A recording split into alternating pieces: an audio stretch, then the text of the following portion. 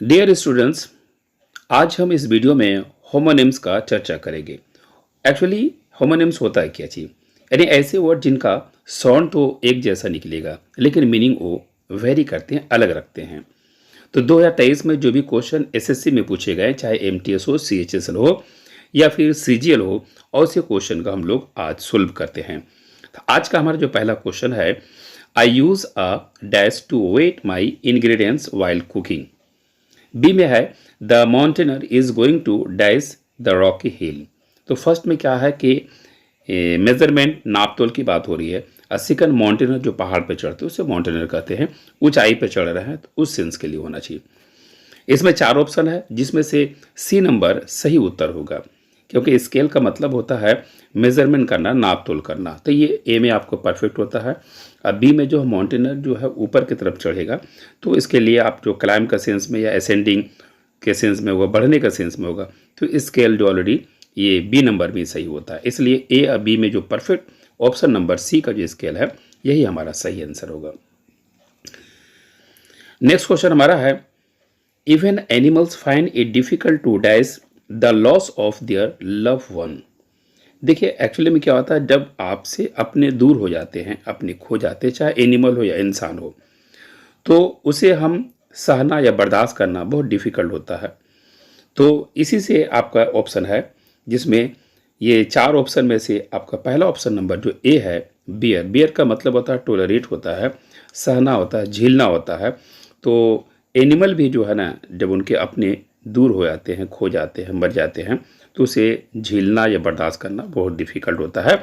इसलिए option number A हमारा सही आंसर होगा।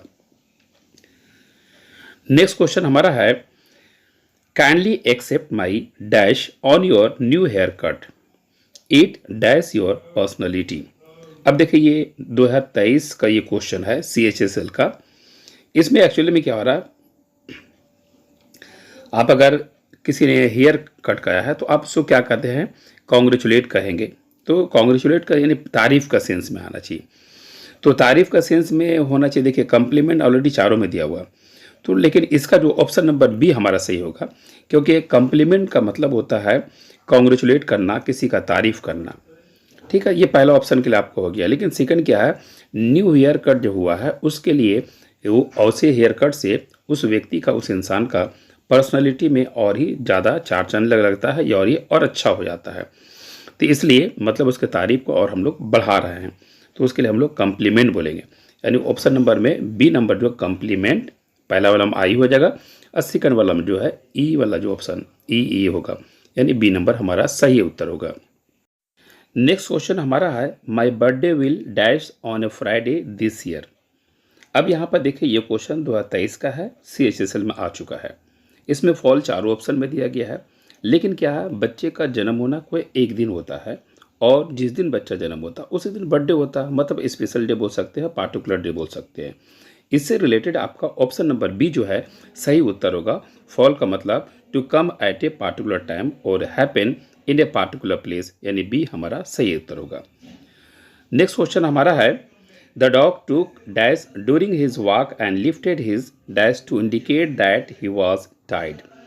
अब देखिए क्या है ना, एक डॉग है जो क्या है, वॉकिंग कर रहा है, उसके बाद वो आगे चल के क्या कर रहा है, वो अपना हाथ उठा देता है, अपना पंजा उठा देता है। वो कहना चाहता है कि देखो मैं थक गया, मैं चल नहीं सकता। तो इससे रिलेटेड आपका जो है ऑप्शन चेक करते हैं, तो ये ऑप्शन नंबर डी में देखिएगा।